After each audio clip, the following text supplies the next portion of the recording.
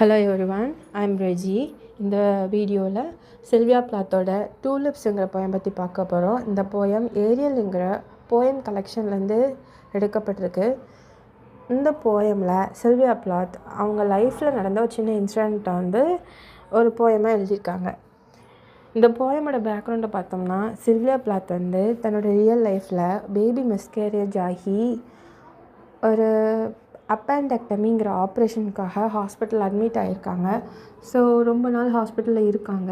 அப்படி இருக்கிறப்போ இவங்களுக்கு தன்னோட ரெஸ்பான்சிபிலிட்டி எல்லாத்தையும் மறந்து அங்கே அமைதி நிலையில் இருக்காங்க. அவங்களுக்கு கணவர் இருக்காங்க, குழந்தைங்க இருக்காங்க. இதெல்லாம் மறந்து போய் அவங்க ஹாஸ்பிட்டலில் ரொம்ப நாளாக இருக்காங்க. இது அவங்களுக்கு மறந்தே போயிட்டு தொடர்ச்சியாக அனஸ்தீசியா அது இதுன்னு என்னெல்லாமோ கொடுக்கறதுனால அவங்களோட மனசு எப்படி இருக்குதுன்னா ரொம்ப பீஸ்ஃபுல்லாக இருக்குது. ரெஸ்பான்சிபிலிட்டி எல்லாம் மறந்து ட்ரக்குக்கு கீழே இருக்கிறதுனால, அனஸ்தீசியா அந்த மாதிரிலாம் எடுத்துக்கிறதுனால. ஸோ இந்த மாதிரி அமைதியான நிலையில் இருக்கும்போது அவங்களுக்காக க்ரீட்டிங்ஸ்க்காக அவங்க வீட்டில் உள்ளவங்கள யாரும் தெரில. அவங்க ஒரு டூலிப்ஸ் பூக்களை அவங்களுக்கு முன்னாடி வச்சுட்டு போயிருக்காங்க அவங்க பெட்டில். ஸோ இதை பார்த்த உடனே அவங்களுக்கு மனது ரொம்ப டிஸ்டர்ப் ஆகுது. எப்படி பீஸ்ஃபுல்லாக இந்த உலகத்தை மறந்துருக்காங்களோ அவங்களுக்கு இந்த டூலிப்ஸை பார்த்த உடனே அவங்களோட ரியல் லைஃப் ரெஸ்பான்சிபிலிட்டிஸ் அவங்க மனசுக்குள்ளே வருது. ஸோ அதைத்தான் இங்கே போயமாக கொடுத்துருக்காங்க. போயம் ஸ்டான்ஸா பை ஸ்டான்ஸாவை பார்க்கலாம். The tulips are too excitable, it is winter here. Look how white everything is, how quiet, how snowed in. I am learning peacefulness, lying by myself quietly. As the light lies on the white walls, this bed, these hands. I am nobody, I have nothing to do with the explosions. I have given my name and my day clothes up to the nurses, and my history to the anesthetist and my body to surgeons. So இந்த ஸ்டான்ஸால் என்ன சொல்லியிருக்காங்களா, இந்த அறையில் வைக்கப்பட்டிருக்கிற அந்த tulips மலர்கள் ரொம்ப எக்ஸைட்டபிளாக இருக்குது. ஆனால் இங்கே பார்த்தோம்னா வின்டர். இங்கே வின்டர்னு என்ன சொல்கிறாங்கன்னா, அவங்க ஹாஸ்பிட்டல் ஆக்சுவலி வின்டர் சீசனில் இல்லை. பட் அந்த வின்டருங்கிறது என்ன சொல்கிறாங்கன்னா, அவங்களோட எல்லாமே ஒயிட்டாக இருக்குது. அவங்க ரூமு ஒயிட்டாக இருக்குது, அவங்க பெட்டு, அவங்களோட தலைவேணைக்குள்ளே எல்லாமே ரொம்ப ஒயிட்டாக இருக்குது. அவங்க ட்ரெஸ் ஈவன் அவங்களுக்கு கொடுத்துருக்குற ஹாஸ்பிட்டல் ட்ரெஸ் ஒயிட்டாக இருக்குது. அந்த பெயிண்ட்டும் ஒயிட்டாக இருக்குது. ஸோ எல்லாத்தையும் பார்க்கும்போது கிட்டத்தட்ட ஒரு பனிப்பொழிவு இருந்தால் எப்படி இருக்கும், வின்டர் சீசன் மணிக்கு இருக்குது. ஸோ வின்டர் சீசனில் என்ன இது பண்ணும், பூக்கள் பூக்காது. ஆனால் எதற்கு மாறாக இங்கே ஒரு சிவப்பு கலரில் டூலிப்ஸ் மலர்கள் என் கண்ணு முன்னாடி தெரியுது. Look how white everything is, how quiet, how snowed in. I am learning peacefulness, lying by my self quietly. So ரொம்ப நாளாக நான் இங்கேயே இருந்துட்டேன். அதனால எனக்கு அமைதிங்கிற ஒன்று பழகி போயிட்டு நானும் எல்லா டிப்ரெஷனில் இருந்தோம், ரெஸ்பான்சிபிலிட்டிஸுங்கிற டிப்ரெஷன்லேருந்து மறந்து நான் நிம்மதியாக இங்கே பீஸ்ஃபுல்னஸை ப்ராக்டிஸ் பண்ணிக்கிட்டு இருக்கேன். I have nothing to do with explosions. இங்கே எக்ஸ்ப்ளோஷன்ஸ்னு எதை சொல்கிறாங்கன்னா, இந்த உலக பிரகாரமான வாழ்க்கை, responsibilities, social life. I have given my name and my day clothes up to the nurses. So நம்ம ஹாஸ்பிட்டலுக்கு போயிட்டோம்னாலே ஒரு ஏதாட்டும் நடக்குதுன்னா நம்மளை ஈஸி டு அப்ரோச்காக என்ன பண்ணுவாங்க, நம்ம ட்ரெஸ் எல்லாம் வாங்கிட்டு அங்கே உள்ள ஹாஸ்பிட்டல் ட்ரெஸ்ஸஸ் கொடுப்பாங்க. ஸோ அவங்க என்ன சொல்கிறாங்க, அதையே ஃபன்னாக நான் என்னோடய ட்ரெஸ் எல்லாம் கிவ் அப் பண்ணிட்டேன், என் க்ளோத்ஸ் எல்லாம் யார்கிட்ட, நர்ஸ்கிட்ட. And my history to the anaesthetist and my body to surgeons. So என்னோடய ஹிஸ்ட்ரி, என்னோடய வரலாறு, என்னோடய மெமரி எல்லாத்தையுமே அனஸ்தியஸ்டிட்ட கொடுத்துட்டேன். அவங்க என்ன பண்ணுறாங்க, ஊசி போட்டு எல்லாத்தையும் மறக்கடிச்சிட்டாங்க. And my body to the surgeons கிட்ட என்னோடய பாடியை ஒப்பு கொடுத்துட்டேன். என்னன்னாலும் பண்ணிக்கோங்க, எனக்கு இதுக்கு சம்மந்தம் கிடையாது அப்படின்னு.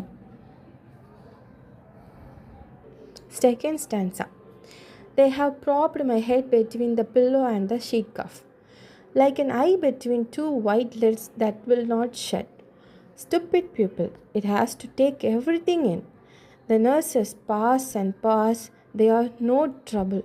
They pass the way gulls pass inland in their white caps, doing things with their hands, one just the same as another. So it is impossible to tell how many there are. So இதில் என்ன சொல்ல வராங்கன்னா, அவங்களோட நிலை அந்த ஹாஸ்பிட்டலில் எப்படி அவங்கள வச்சுருக்காங்க. ஸோ என் தலையை என்ன பண்ணி வச்சுருக்காங்க, லைக் நீங்கள் ஒரு சர்ஜரி நடக்கிற ஒரு ஆப்ரேஷன்ஸ் ரூமை நினச்சி பாருங்கள். நம்ம தலையை என்ன பண்ணிடுவாங்கன்னா தலைவாணிக்கு நடுவில் 2 தலைவாணியை கொடுத்து நம்ம தலையை அசைக்காதபடிக்கு நம்மளால் நேராக முன்னாடி பார்க்க முடியாத அளவுக்கு வச்சுருப்பாங்க. தென் கையில் என்ன பண்ணியிருப்பாங்கன்னா விலங்கு மாட்டியிருப்பாங்க. அந்த பெட்டோடு இணைச்சி நம்ம கையை வைக்கிறதுக்கு கொஞ்சம் இடம் இருக்கும், அதில் வச்சு பெட்டில் வந்து கட்டியிருப்பாங்க. Like an eye between 2 white eyelids. So அது எப்படி இருக்குன்னா கிட்டத்தட்ட அவங்க என்ன சொல்கிறாங்கன்னா 2, அதாவது கண்களுக்கு கண்ணில் ஒயிட் இருக்குது பார்த்தீங்களா, அதுக்கு நடுவில் கருவிழி எப்படி இருக்குதோ அதே மாதிரி நான் வந்து அந்த பெட்டுக்கு நடுவில் கருவிழி மணிக்க ஒயிட் பெட்டுக்கு நடுவில் கருவிழி மணிக்க என் முகத்தை பதைச்சி வச்சுருக்காங்க. Stupid people, it has to take everything. என்ன தான் அவங்க இது பண்ணாலும் என் கண்ணை அவங்களால மறைக்க முடியலை. ஏன்னா நான் எல்லாத்தையுமே நான் பார்த்துக்கிட்டு தான் இருக்கேன். என்னை சுற்றி என்ன பண்ணுறாங்க, எனக்கு அவங்க பொதுவாகவே ஆப்ரேஷன் தேட்டர்ஸில் என்ன பண்ணுவாங்கன்னு ஓரளவுக்கு எனக்கு ஐடியா உண்டு. அது என்னென்னா, படுத்திருந்தோம்னா நம்ம முன்னாடி ஒரு ஷீட்டை போட்டு நம்ம வயிற்றில், ஏன்னா இவங்களுக்கு அப்பெண்டக்டமி ஆப்ரேஷன் பண்ணுறாங்க. அப்பெண்டக்டமிங்கும் போது வந்து வயிற்று பகுதியில் பண்ணக்கூடிய ஒரு ஆப்ரேஷன், அதை நம்ம பார்த்துடக்கூடாதுங்கிறதுக்காக நம்ம முகத்துக்கு முன்னாடி ஒரு ஷீட்டை வந்து போட்டிருப்பாங்க. நம்ம வந்து நம்மளுக்கு பின்னாடி உள்ளவங்கள பார்க்க முடியும், பின்னாடி நடக்கிறவங்கள பார்க்க முடியும், பட் முன்னாடி ஆப்ரேஷன் பண்ணுறதை நம்மளால் பார்க்க முடியாது. ஸோ அந்த மாதிரி சூழ்நிலையில் இவங்க இருக்காங்க. கை கெட்டப்பட்டிருக்கு, தலைவாணிக்குள்ளே தலையை புதைச்சி வச்சுருக்காங்க. நேராக மேலே மட்டும்தான் பார்க்க முடியுது, பின்ன மட்டும்தான் பார்க்க முடியுது, பட் முன்னாடி நடக்கிறத பார்க்க முடியல. But she can hear everything. The nurses pass and pass, they are no trouble. அவங்க வந்து என் பின்னாடி நடந்து போகிறாங்க. எனக்கு அங்கிட்டு இங்கிட்டுமா நிறைய நர்ஸ் போயிட்டு வராங்க, பட் அதெல்லாம் எனக்கு வந்து ட்ரபிளாக தெரில. The pass the way girls pass inland in their white caps. அவங்க பாஸ் ஆகிறது பார்க்கும்போது எப்படி இருக்குதுன்னா, அவங்க வந்து நர்சஸ் பொதுவாகவே ஒயிட் கலர் கேப்ஸ் வந்து தலையில் வச்சுருப்பாங்க. முன்னாடியில் ஹாஸ்பிட்டல்ஸ்லாம் போனோம்னா ஒரு ஒயிட் கவுன் அண்ட் தலையில் ஒரு ஒயிட் கலர் தொப்பி வச்சுருப்பாங்க. ஸோ இவங்க வந்து ஓடிக்கிட்டே இருக்கிறத பார்க்கும்போது கடற்கரையில் வந்து ஒரு வெள்ளை கலரில், வெளிநாட்டில் பார்த்தோம்னா நம்மளுக்கு வந்து இங்கே கொக்கு இந்த மாதிரி ஓடும், காக்கா ஓடும் கடற்கரையில். அங்கே வந்து இங்கேயும் இருக்குன்னு நினைக்கிறேன். ஒரு வெள்ளை கலரில் ஒரு கல்ன்னு சொல்லுவாங்க, அது வந்து ஓடிக்கிட்டே அலையும். ஃபுல்லாக வெள்ளையாக இருக்கும், மூக்கு கருப்பாக இருக்கும். அது என்ன பண்ணும், கடற்கரையில் ஓடி போய் அங்கே டீட்டமாக கிடக்கிற சிப்பி, நண்டு, மீன் இதெல்லாம் பிடிச்சி சாப்பிடும். ஸோ அதுதான் கல்லுன்னு சொல்லுவாங்க. ஸோ இங்கே கேர்ள்ஸ் மணிக்கு கடற்கரையில் எப்படி கேர்ள்ஸ்லாம் ஓடிட்டு வாங்கிட்டு வரமாட்டாமோ அதே மாதிரிக்கு இங்கே சிஸ்டர்ஸ் வந்து ஒயிட் கவுன்லேயும் ஒயிட் கலர் தொப்பிலையும் ஓடிக்கிட்டு அலையிறாங்க. Doing things with your hands, one just same as another. So ஒருத்தர் செய்கிற மாதிரிக்கு இன்னொருத்தவங்க செய்கிறாங்க. அதை வந்து திரும்ப பண்ணிக்கிட்டே இருக்காங்க. So it is impossible to tell how many there are. So அது வந்து ரொம்ப கஷ்டமாக இருக்கேன்றதுக்கு என்ன போய்கிட்டே இருக்காங்க. சர்ஜிக்கல் நடக்கும்போதையும் நடந்துகிட்டே இருக்காங்க. தென் எங்களை வந்து ஒரு ரூமில் வச்சு பாதுகாக்கும் போதும், அதுக்கு வந்து ஹீல் பண்ணும்போதும், அந்த வூண்ட்ஸை ஹீல் பண்ணும்போதும் நடந்துகிட்டே இருக்காங்க. தே ஆர் பாஸ் ஆகிட்டே இருக்காங்க, லைக் கேர்ள்ஸ் மணி கேப்சராங்க. My body is a pebble to them. They tend it as water tends to the pebbles it must run over, smoothing them gently. They bring me numbness in their bright needles. They bring me sleep. Now I have lost myself. I'm sick of baggage. My patent leather overnight case like a black bill box. My husband and child smiling out of the family photo. Their smiles catch onto my skin, little smiling hooks. So இங்கே செல்வியா Plath என்ன சொல்கிறாங்கன்னா, என்னோடய உடம்பு அவங்க வந்து எப்படி care பண்ணிக்கிறாங்கன்னா, என்னைய like அ pebble means சின்ன ஒரு உருண்டையான ஒரு கல் ஆத்தங்கரையிலலாம் கிடக்கும். ஸோ இந்த பெபிளில் வந்து அவங்க எப்படி மெயின்டைன் பண்ணுறாங்கன்னா, இதை வந்து நல்லா தண்ணியை ஊற்றி கழுவி நல்லா க்ளீனாக்கி திரும்ப தொடச்சி எடுத்து அதை நல்லா ஸ்மூத்தாக்கி அதை வந்து எப்படி சொல்ல, அதுக்கு வந்து ஒரு உயிர் அப்படிங்கிற ஒரு இது இல்லாமல் சும்மா அவங்க டெய்லி என்ன பண்ணுறாங்கன்னா தொடச்சி எடுக்காங்க, க்ளீன் பண்ணிட்டே இருக்காங்க. அவங்களுக்கு கொடுக்க வேண்டிய பில்ஸ் எல்லாம் ரெகுலராக கொடுத்துட்ருக்காங்க. they bring me numbness in their bright needles. இந்த பிரைட்டான நீடில்ஸை டெய்லி கொண்டு வந்து எனக்கு வந்து ஊசி போட்டு எனக்கு நம்னஸை வந்து கொண்டு வராங்க. அண்ட் அவங்க வந்து என்னைய கேர் பண்ணுற விதம் அப்படி இருக்குதுன்னா, ஒரு பெப்பில் வந்து ஊசி போட்டு அதை இது பண்ண வைக்க, திரும்ப அதை வந்து அதுக்கு மாத்திரை கொடுத்து சரி பண்ண, இப்படி வந்து ஒரு பெப்பிள் மணிக்கு என்னை ஒரு கட்டிலில் போட்டு நல்லா கேர் பண்ணிக்கிறாங்க. Now I have lost myself. I am sick of baggage. So எனக்கு இந்த மாதிரி இது பண்ணி எனக்கு இப்போ இது கொஞ்சம் பிடிக்கலை. இருந்தாலும் எனக்கு வந்து ஒரு அமைதி நிலையை இது கொடுக்குது. My patent leather overnight case like a pill box, black pill box. So இதில் என்ன சொல்ல வராங்கன்னா, அவங்க பக்கத்தில் இருக்கிற அந்த பில் பாக்ஸ் வந்து எப்படி இருக்குன்னா, அதாவது அவங்க பேக்கேஜ் அவங்களுக்குன்னு ஒரு மருந்து டப்பா வச்சுருப்பாங்களா, இதில் இந்த மருந்து தான் இவங்களுக்கு கொடுக்கணும்னு சொல்லிட்டு. ஸோ அது பார்க்கும்போது கிட்டத்தட்ட அவங்களோட பெரிய லெதர் பேக் மணிக்கு அவங்களுக்கு இருக்குது. இது வந்து ஸோ அவங்களோட பில் பாக்ஸே எப்படி இருக்குன்னா ரொம்ப பெருசாக இருக்குது. அதை பார்க்குறப்போ அவங்களுக்கு வந்து இது பில் பாக்ஸ் கிடையாது, ஒரு பெரிய லக்கேஜ் மணிக்கு அதில் வச்சு நிறைய மாத்திரைகளை யூஸ் பண்ணுறாங்க. ஸோ நிறைய மாத்திரைகளை யூஸ் பண்ணுறாங்கங்கிறத இதில் சொல்லியிருக்காங்க. இன்னொன்று என்ன நினச்சிக்கலாம்னா, அவங்க பாடி வந்து பார்க்குறப்போ லெதர் மணிக்க மினுங்குது நைட்டில் அப்படிங்கிறதுக்கும் இது ஒரு மீனிங் இது பண்ணிக்கலாம். அவங்கள வந்து அவ்வளோக்குள்ளே கேர் பண்ணுறாங்க, அவங்க பாடியை தொடச்சி இது பண்ணுறாங்க. ஸோ நைட் அவங்கள பார்க்கும்போது லெதர் மணிக்க மின்னுது. லெதர் மேலே நைட்டில் வெளிச்சம் பட்டுச்சுன்னா ஒரு மிரர் மணிக்க மின்னும் இல்லையா, அதை தான் அவங்க சொல்லியிருக்காங்க. My husband and child smiling out of the family photo. Their smiles catch on to my skin like little smiling hooks.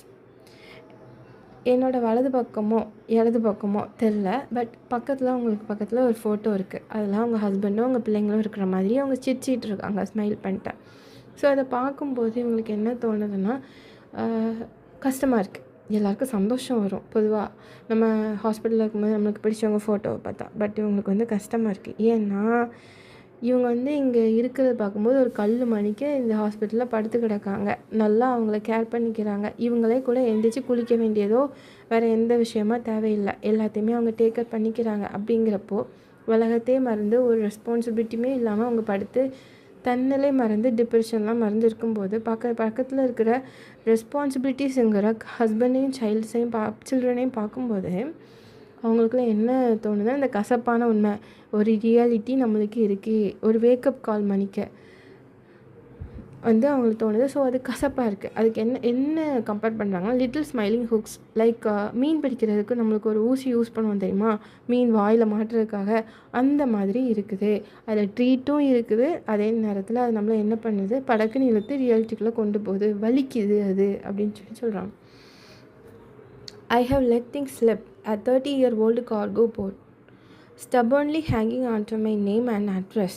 They have swabbed me clear of my loving associates, scared and bare on the green plastic pillowed trolley. I watched my tea set, my bureaus of linen, my books sink out of sight, and the water went over my head. I am a nun now, I have never been so pure. நான் வந்து எனக்குன்னு இருக்கிற responsibility எல்லாத்தையும் போகட்டும்னு விட்டுட்டேன். இங்கே அவங்க life 30 years of லைஃப்பை வந்து அவங்க என்ன சொல்கிறாங்கன்னா, 30 year old கார்கோ போட் அப்படின்னு சொல்கிறாங்க. அந்த கார்கோ போட்டுங்கிறது இவங்களோட லைஃப் தான், எக்ஸ்பீரியன்சஸ் அதெல்லாம் மறந்துட்டாங்க. Suddenly hanging on to my name and address. ஆனால் அது இன்னுமே அந்த வீடு, அவங்க ரெஸ்பான்சிபிலிட்டிஸ் இருக்கிற அவங்க சில்ட்ரன் அண்ட் ஹஸ்பண்ட் இருக்கிற அந்த கார்கோ போட் வந்து இன்னும் அவங்க பேர்லேயும் அவங்க அட்ரஸ்லேயும் தான் இருக்குது. They have swabbed me clear of my loving associates. அந்த என்னோடய பிலாங்கிங்ஸ் எல்லாத்தையுமே இங்கே வந்த உடனே எல்லாமே நான் அதெல்லாம் விட்டுட்டு வந்துட்டேன். ஸ்கேட் மீ பேர் on the green plastic pillow trolley. So நான் வந்து இப்போ எதில் இருக்கேன்னா, என்னோடய பில்லோ க்ரீன் கலரில் இருக்குது, அந்த பில்லோ மேலே நான் இருக்கிறேன். இதுதான் இப்போ என்னோடய உறைவிடம். I wash my tea set by my bureaus of linen and my books sink out of the sight and the water went over my head. எல்லாமே எனக்குள்ளே சொந்தமான என்னோடய லைக்கிங்ஸு, எனக்கு புக்ஸ் பிடிக்கும், என்னோடய திங்ஸ் பிடிக்கும், என்னோடய டீ செட்டு டீ கப்ஸ் எல்லாம் பிடிக்கும். ஸோ அது எதுவுமே இப்போ என்கிட்ட இல்லை, எல்லாத்தையுமே நான் விட்டுட்டு வந்துட்டேன். I am a nun now, I have never been so pure. So அவங்க எதுக்கு கம்பேர் பண்ணுறாங்கன்னா, அவங்க வீட்டில் எல்லாத்தையுமே விட்டுட்டு வந்துட்டாங்க. ரெஸ்பான்சிபிலிட்டிஸ், லைக்கிங்ஸ், சில்ட்ரன் எல்லாத்தையுமே விட்டுட்டு வந்துட்டாங்க. எப்படின்னா, ஒரு நன் எப்படி தன்னோட ரெஸ்பான்சிபிலிட்டி, லைஃப், பேரண்ட்ஸ், அவங்க சிப்ளிங்ஸ் எல்லாம் விட்டுட்டு வருவாங்க, அவங்களுக்கு பிடிச்சது பிடிக்காது எல்லாத்தையுமே கடவுளுக்காக ஒப்பு கொடுத்துட்டு வருவாங்க. அதே மாதிரி நானும் எல்லாத்தையுமே விட்டுட்டு வந்துட்டேன். இப்போ நான் வந்து இந்த மாதிரி ஒரு பியூராக இருந்ததே இல்லை என் மனதளவில். I didn't want any flowers. I only wanted to lie with my hands turned up and be utterly empty. How free it is. You have no idea how free. The peacefulness is so big it dazes you, and it asks nothing, a name tag, afro trinkets. It is what the dead close on, finally. I imagine them, shutting their mouths on it like a communion tablet. எனக்கு எந்த பூவும் வேண்டாம், க்ரீட்டிங்ஸும் வேண்டாம். எனக்கு ஒன்றே ஒன்று தான் வேணும். நான் வானத்தை பார்த்தாப்புல என் கையை விரித்து, அதாவது ஃப்ரீயாக என் கைகளை ஒன்றுமே இல்லாமல் மேலே பார்த்தாப்புல விரித்து கடந்து நான் மேலே பார்த்துட்டு அட்டர்லி நான் எம்டியாக இருக்கணும். அங்கே கையை விரித்து வானத்தை பார்த்தாப்புல இருக்கணும் அப்படிங்கிறதுக்கு என்ன மீனிங்னா கையில் ஒன்றுமே இருக்காது. லைக் டெட் போஸ்ன்னு நினைக்கிறேன். அதாவது இறந்து கிடக்கும்போது கை இருக்கும் இல்லையா, இது எவ்வளோ ஃப்ரீயாக இருக்குங்கிறது உங்களுக்கு தெரியாது. அதை நீங்கள் ஃபீல் பண்ணுற வரைக்கும் நான் எவ்வளோ ஃப்ரீயாக இருக்கேன்னு எனக்கு தான் தெரியும். அதை அனுபவித்து பார்த்தா தான் உங்களுக்கும் புரியும். என்கிட்ட ஒன்றே மட்டும்தான் இருக்குது இப்போதைக்கு, என் கையில் கிடக்கிற பேஷண்ட்டுங்கிற அந்த டேகு. தென் ட்ரிங்கட்ஸ் அப்படின்னு சொல்கிறாங்க. இங்கே ட்ரிங்கட்ஸ்னால் அவ்வளவா விலை இல்லாமல் ஒரு ஜுவல்லரி, லைக் நம்ம கையில் கிடக்கிற மோதிரம். அவங்களுக்கு அதுவே இப்போ விலை இல்லாததாக போயிட்டு, இது இருந்தால் என்ன இல்லைன்னா என்ன. ஸோ நான் எப்படி டெத் இருக்குன்னு நான் இமேஜின் பண்ணணும். அதே மாதிரி தான் எனக்கு இது ஃபீல் ஆகுது. இப்போ நான் இருக்கிற ஸ்டேட் ஒரு டெத்தான நிலையில் ஒரு ஹியூமன் பாடி எப்படி இருக்கும், எந்த வித மைண்டில் இருக்க ரெஸ்பான்சிபிலிட்டியும் இல்லாமல், யோசனை இல்லாமல் இருக்கும் இல்லையா, அந்த மாதிரி தான் நான் இப்போ ஹாஸ்பிட்டல் பெட்டில் படுத்து கிடக்கேன். அதை நீங்கள் ஃபீல் பண்ண மட்டும் தான் புரியும். The tulips are too red in the first place. They hurt me. Even though the gift paper I could hear them breathe. Lightly though their white swaddlings like an awful baby. Their redness talks to my wound, it corresponds. They are subtle. They seem to float, though they weigh me down, upsetting me with their sudden tongues and their color. So இந்த ஸ்டான்ஸால் என்ன சொல்ல வராங்கன்னா, இந்த டூலிப்ஸ்லாம் பார்க்கும்போது ரொம்ப ரெட்டாக இருக்குது, இதெல்லாம் இந்த ஸ்டேட் ஆஃப் மைண்டை ஹர்ட் பண்ணுது.